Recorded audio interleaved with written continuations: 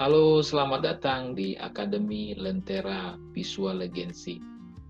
Dalam kanal YouTube ini, kita sama-sama menikmati perjalanan pembelajar dengan tema pembelajarannya adalah memetakan perlindungan konsumen. Dalam pasar hipotek, menemukan manfaat dan jati diri pembelajar. Semoga materi ini bermanfaat bagi kita semua.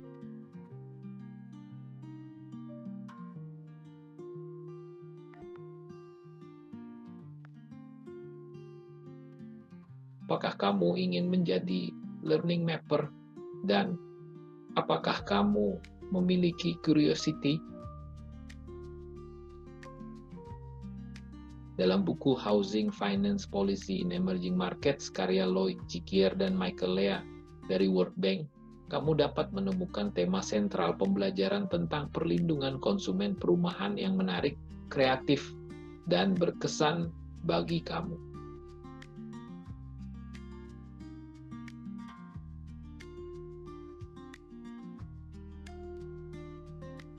Bagaimana caranya?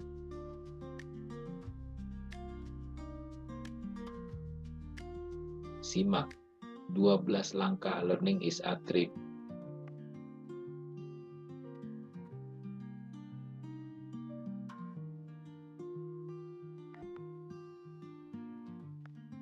Dua belas langkah dalam pembelajaran learning is a trip. Langkah ke-1, tentukan dan uji tema sentral pembelajaran atau TSP.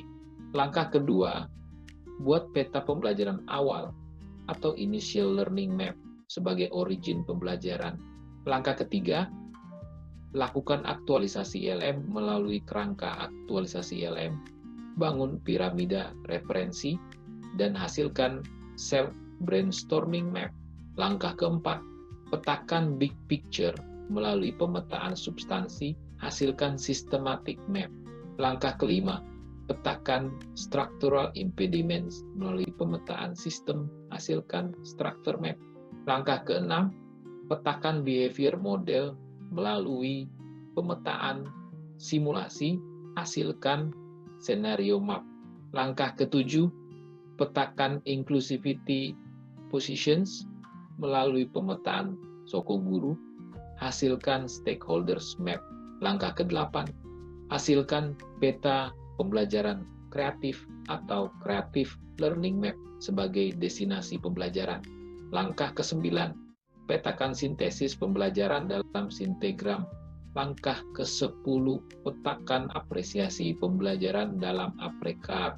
Langkah ke-11, petakan status dan jati diri pembelajar dalam STAR Metric. Dan langkah ke-12, lakukan iterasi pembelajaran, hasilkan ILM iteration.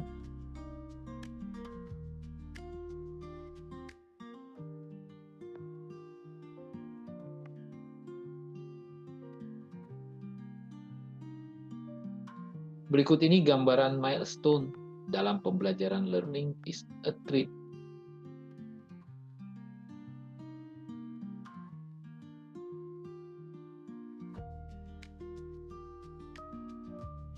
Langkah ke-1, tentukan tema sentral pembelajaran. Tema sentral pembelajaran yang dipilih adalah perlindungan konsumen dalam pasar hipotek. Tema ini telah memenuhi 4 konteks dan dimensi trip learning, yaitu A. Theoretical learning, konsep regulasi anti-predatory lending, transparansi informasi, dan penyelesaian sengketa. B. Reflective learning, diskusi kasus gagal bayar atau praktik tidak adil di sektor hipotek negara berkembang. C. Improve learning, merancang mekanisme pengawasan dan sistem informasi kredit yang lebih ramah konsumen. D. Practical learning, latihan membuat pedoman etika pemberian KPR untuk bank, lembaga keuangan.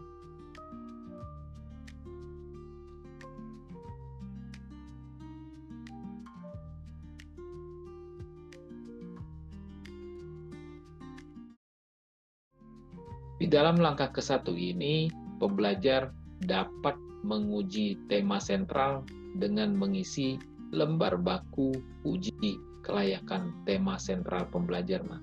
Contoh hasil isian tabel ini menunjukkan nilai skor kelayakan tema sentral pembelajaran, menunjukkan tema ini sangat layak untuk diperjalankan sampai menghasilkan creative learning map.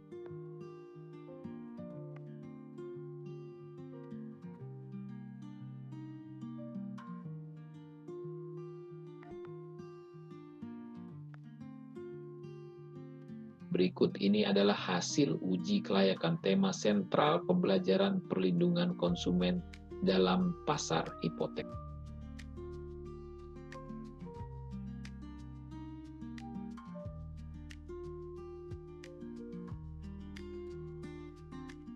Langkah kedua, buat peta pembelajaran awal atau initial learning map.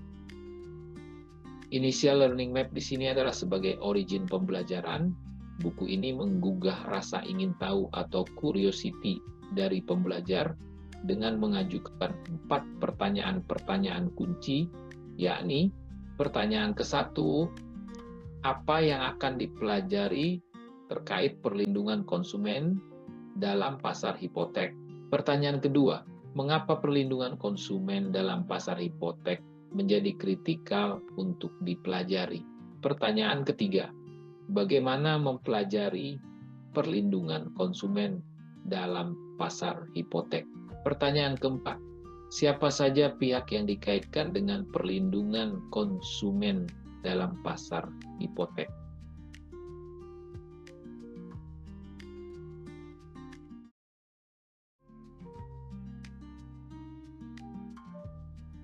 Berikut ini hasil visualisasi dari Initial Learning Map dengan tema Sentral Perlindungan Konsumen dalam Pasar Hipotek.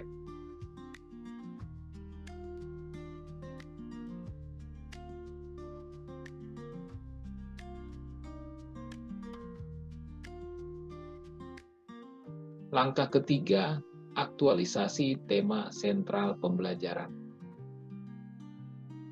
Pusat dari aktualisasi tema sentral pembelajaran adalah piramida referensi.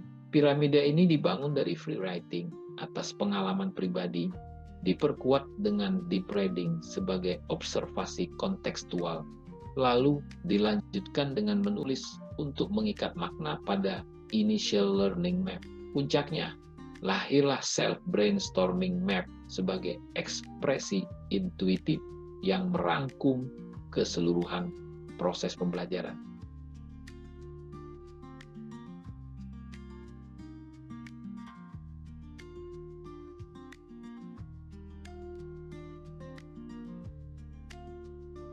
Membangun piramida aktualisasi perlindungan konsumen dalam pasar hipotek dapat ditempuh melalui 4 cara konkret yang saling menguatkan. Pengalaman pribadi digali lewat free writing ala Peter Elbow untuk membuka refleksi jujur tanpa batasan. Observasi kontekstual dilakukan melalui deep reading agar pemahaman lebih tajam terhadap regulasi, praktik, dan dinamika pasar hipotek. Aktualisasi initial learning map kemudian diwujudkan lewat kombinasi free writing dengan kegiatan mengaitkan makna sehingga arah belajar menjadi lebih terstruktur. Puncaknya, intuisi reflektif diekspresikan dalam kata-kata kunci melalui self-brainstorming map sebagai penanda lahirnya kesadaran kritis dan kebijaksanaan praktis. Dengan cara ini, proses belajar tidak hanya informatif, tetapi juga transformatif, mendorong lahirnya pengambil keputusan yang visioner sekaligus pelindung kepentingan konsumen.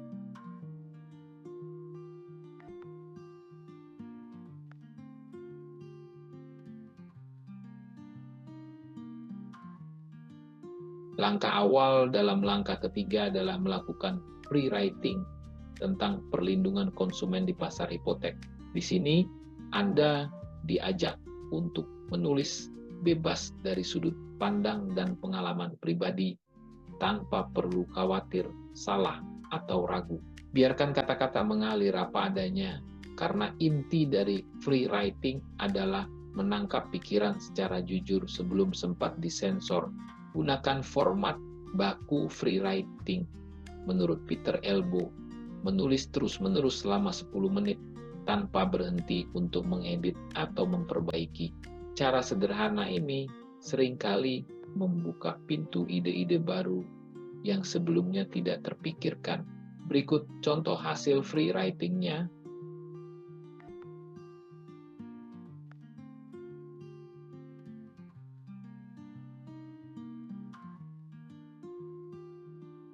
Berikutnya, untuk semakin memahami tema sentral secara lebih intuitif, lakukan membaca mendalam, deep reading. Dalam tahap ini, referensi utama yang digunakan adalah buku Housing Finance Policy in Emerging Markets, yang berperan sebagai jendela observasi kontekstual.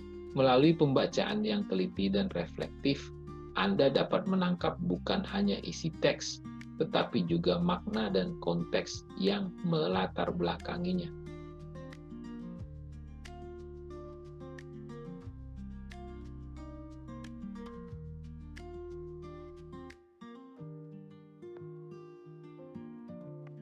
Bagian terpenting dari langkah ketiga ini adalah menghasilkan tulisan bebas yang mengikat makna terhadap Initial Learning Map (ILM).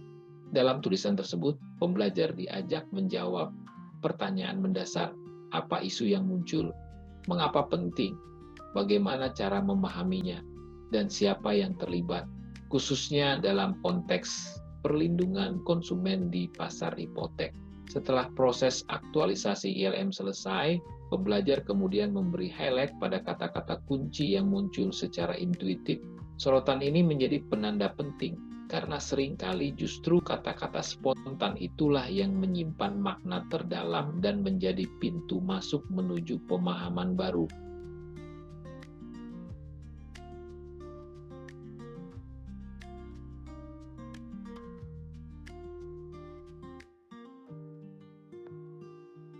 Akhirnya, tibalah pada tahap menghasilkan self-brainstorming map. Peta ini berisi kumpulan kata-kata intuitif yang lahir secara alami, lalu ditempatkan dalam 4 kuadran Initial Learning Map. Dengan cara ini, setiap kata tidak hanya berdiri sendiri, tetapi saling terhubung, membentuk gambaran yang lebih utuh. Melalui penyusunan self-brainstorming map, pembelajar sesungguhnya telah berhasil mengekspresikan intuisi mereka terhadap tema sentral pembelajaran. Inilah momen ketika ide-ide yang tadinya tersebar mulai menemukan tempatnya, menjembatani antara pemahaman awal dan arah aktualisasi pembelajaran. Berikut ini contoh self-brainstorming map.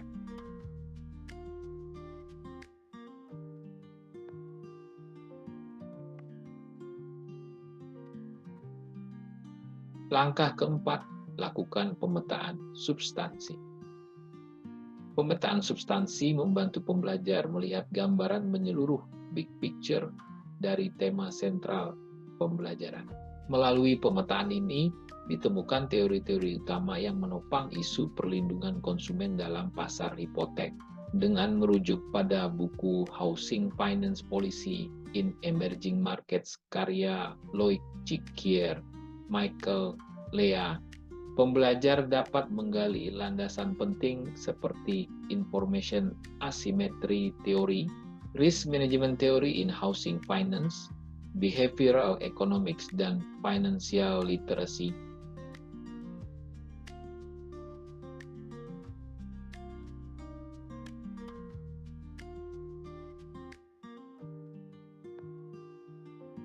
Sistematik map perlindungan konsumen dalam pasar hipotek menegaskan bahwa perlindungan konsumen adalah ekosistem terpadu dari teori, risiko, regulasi, instrumen, hingga literasi yang saling menguatkan.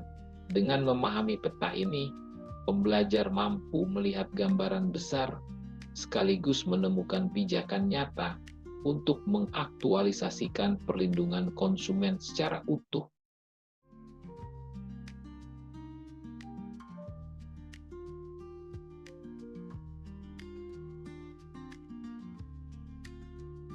Langkah kelima, lakukan pemetaan sistem. Reflective learning sebagai pendekatan untuk melihat sistem kebijakan secara jujur dan mendalam. Melalui 5 pilar reflektif, yakni konteks nyata, umpan balik informasi, model mental, struktur pengambilan keputusan, dan kebijakan aktual, maka pembelajar dapat mengenali adanya celah dan kegagalan penerapan perlindungan konsumen. Pemetaan sistem bertujuan untuk mengidentifikasi dan memetakan hambatan sistemik dalam implementasi perlindungan konsumen dalam pasar hipotek. Dengan visualisasi struktur pembelajaran, yaitu loop garis merah tanpa refleksi dan loop garis biru dengan pembelajaran ganda, maka pembelajar dapat memahami perbedaan antara perbaikan, permukaan, dan perubahan sistemik.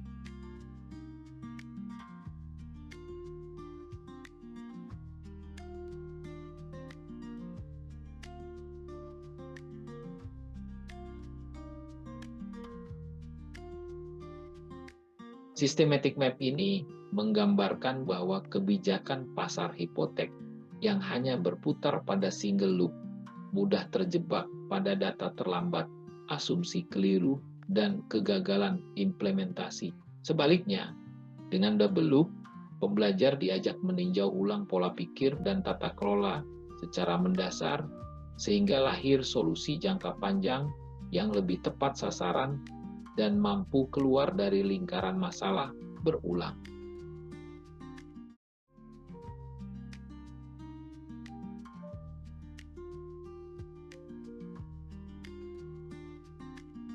Langkah keenam, lakukan pemetaan simulasi.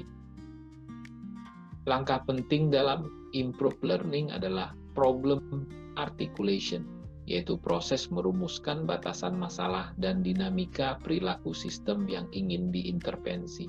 Dalam konteks perlindungan konsumen dalam pasar hipotek, permasalahan utama yang diidentifikasi antara lain asymmetric information antara bank dan konsumen, lemahnya regulasi dan pengawasan perilaku pasar atau market conduct, rendahnya literasi keuangan konsumen, resiko praktek predator, misleading ads, hidden cost, foreclosure yang merugikan. Senario map dalam konteks perlindungan konsumen dalam pasar hipotek mencakup stok didefinisikan sebagai jumlah konsumen yang terlindungi. Dan stok ini dipengaruhi inflow, yakni laju peningkatan konsumen terlindungi, dan outflow berupa laju penurunan konsumen yang terlindungi.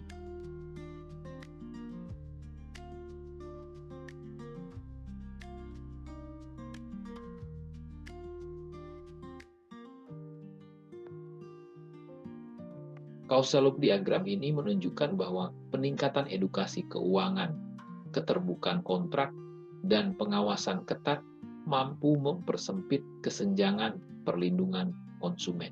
Semakin kecil kesenjangan, semakin kuat kepercayaan konsumen yang pada akhirnya mendorong terbentuknya pasar hipotek yang inklusif dan berkelanjutan melalui mekanisme keseimbangan balancing loop.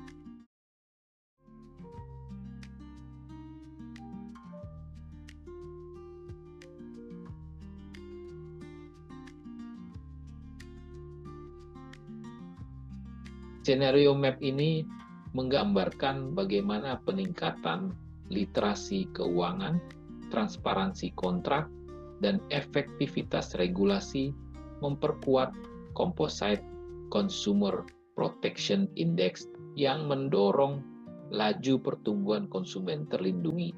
Namun, kesenjangan antara regulasi dan praktik dapat melemahkan perlindungan.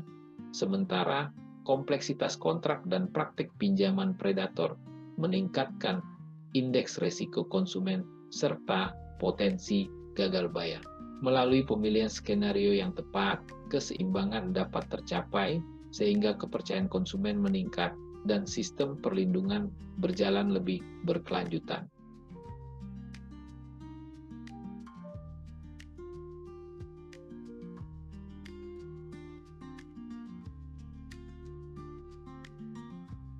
Langkah ketujuh, lakukan pemetaan Shokoguru. Practical learning adalah merupakan tahapan pembelajaran di mana pembelajar tidak lagi hanya memahami sistem, tetapi mulai berinteraksi langsung dengan ekosistem kebijakan publik.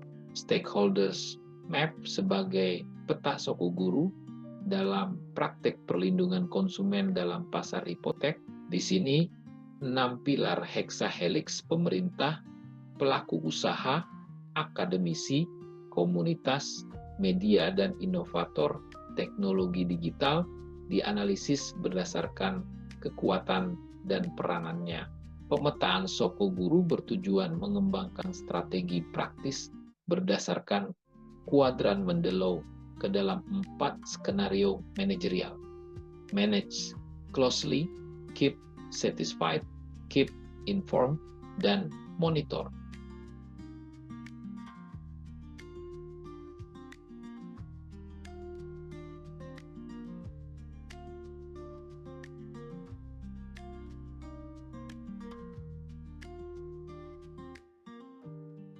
Stakeholders Map ini menunjukkan peta kepentingan dan pengaruh berbagai aktor dalam perlindungan konsumen sektor hipotek.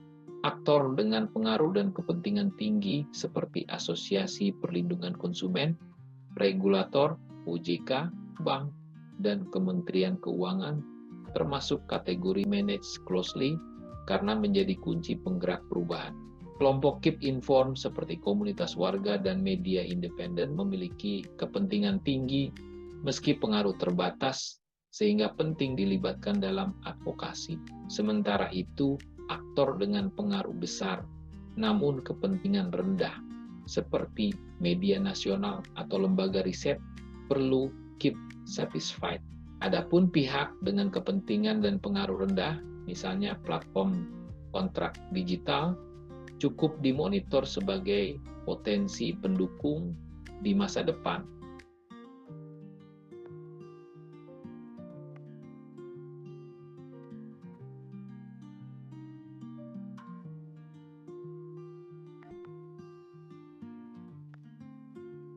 Langkah ke-8 adalah hasilkan Creative Learning Map. Langkah ke-8 menekankan pentingnya menghasilkan Creative Learning Map sebagai puncak dari proses pembelajaran reflektif dan sistematis.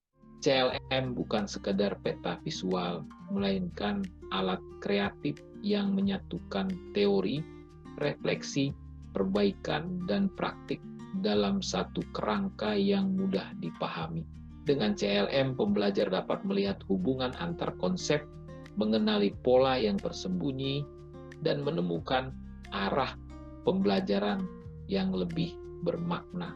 Peta ini berfungsi sebagai kompas belajar, memperjelas tantangan, menghubungkan pengetahuan dengan tindakan, serta membuka ruang inovasi dalam menyelesaikan masalah nyata.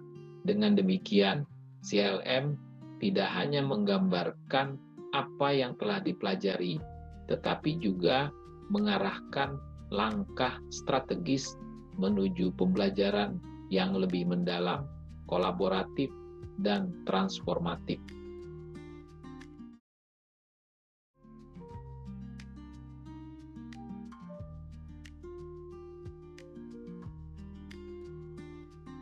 Langkah ke-9, sintesis pembelajaran. Gambar sintegram ini menggambarkan capaian pembelajaran terkait perlindungan konsumen dalam pasar hipotek melalui 5 peta utama: self-brainstorming map, systematic map, structure map, scenario map, dan stakeholders map.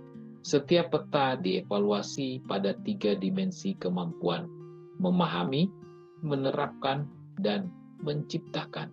Terlihat bahwa pembelajar sudah cukup kuat dalam aspek memahami dan menerapkan, terutama pada self-brainstorming dan systematic map, sementara ruang penguatan masih terbuka pada level menciptakan di scenario map dan structure map. Visualisasi ini menegaskan bahwa sintegram berfungsi sebagai alat reflektif untuk melihat keseimbangan capaian, mengidentifikasi area yang perlu ditingkatkan, serta mendorong pembelajar melangkah dari sekadar memahami menuju keterampilan menciptakan solusi inovatif dalam perlindungan konsumen.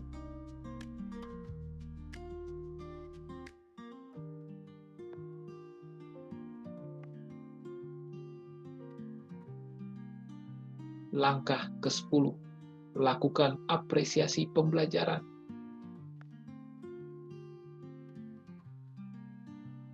Lembar kendali afektif dengan 25 pertanyaan yang divisualisasikan dalam aprekat bukan sekadar alat penilaian, melainkan dorongan motivasi yang kuat.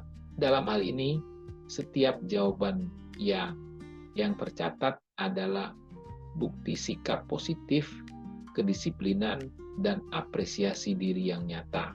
Ketika hasilnya divisualkan dalam bentuk senyum lebar bertuliskan sangat apresiatif, itu menjadi pengingat bahwa keberhasilan belajar tidak hanya diukur dari pengetahuan, tetapi juga dari hati yang terbuka, empati yang tumbuh, dan kerjasama yang dijaga.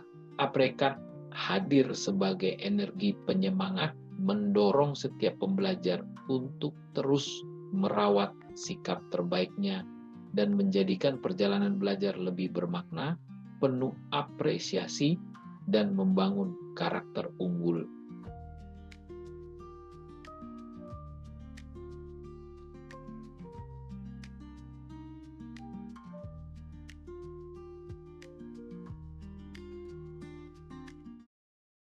Langkah ke-11 dalam perjalanan pembelajaran ini adalah membuat STAR metric atau status and resultant metric. Diagram STAR metric ini menunjukkan bahwa pembelajar sudah bergerak signifikan dari titik nol menuju tujuan ideal dalam memahami perlindungan konsumen di pasar hipotek dengan capaian kognitif 0,78, afektif 1, 00, dan psikomotorik 0,74. Status pembelajar saat ini adalah destination mapper dengan jati diri sebagai seorang decision maker, guardian, yang berarti ia tidak hanya memahami konsep dasar, tetapi juga memiliki kesadaran sikap yang kuat serta kemampuan awal untuk menerapkannya dalam konteks nyata. Meski masih ada jarak menuju titik tujuan, posisi ini menegaskan bahwa pembelajar telah berada di jalur yang benar untuk menjadi pelindung kepentingan konsumen, sehingga setiap peningkatan kecil yang konsisten akan memperkuat kompetensi penuh yang sangat penting dalam menjaga keadilan dan keamanan di pasar hipotek.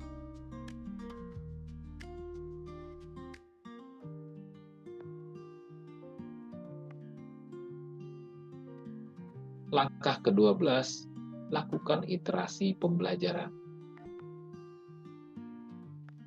ILM iteration merupakan cerminan menyeluruh tentang bagaimana pembelajar mengulangi dan memperdalam proses belajarnya berdasarkan penilaian kognitif yang sudah dilakukan sebelumnya. Dari diagram terlihat jelas bahwa rencana pembelajaran ke depan akan dilakukan melalui satu kali iterasi dengan fokus utama pada pertanyaan apa yang ditandai ikon korektif untuk memperkuat pemahaman teoretis. Pertanyaan, mengapa ditandai ikon akseleratif yang menekankan pentingnya mempercepat kesadaran kritis akan urgensi perlindungan konsumen?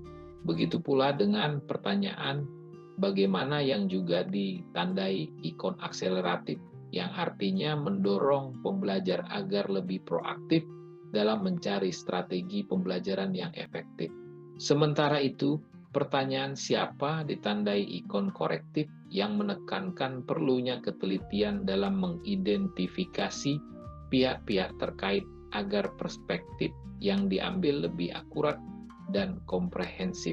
Dengan demikian, diagram ILM iteration tidak hanya menjadi peta, melainkan juga strategi persuasif yang menuntun pembelajar untuk bergerak lebih terarah, cepat, dan mendalam dalam mencapai kompetensi yang diharapkan.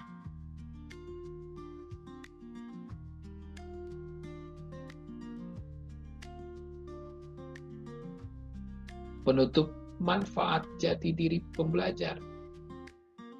Dalam konteks perlindungan konsumen, seorang lecturer akan menjelaskan big picture substansi perlindungan konsumen dalam pasar hipotek kepada tim atau publik secara visual dan terstruktur.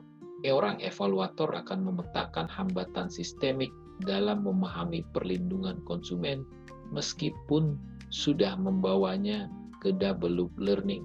Seorang analis akan membangun model skenario untuk meningkatkan laju peningkatan konsumen yang terlindungi. Seorang decision maker akan menggunakan stakeholders map untuk membangun strategi kolaborasi yang inklusif dan berkelanjutan.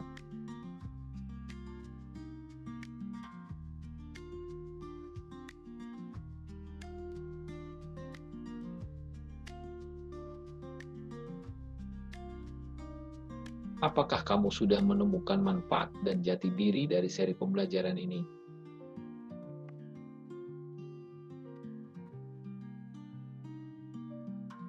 Kalau masih bingung, yuk ikut kelas pembelajaran panduan membuat Creative Learning Map di Akademi Lentera Visual Agency.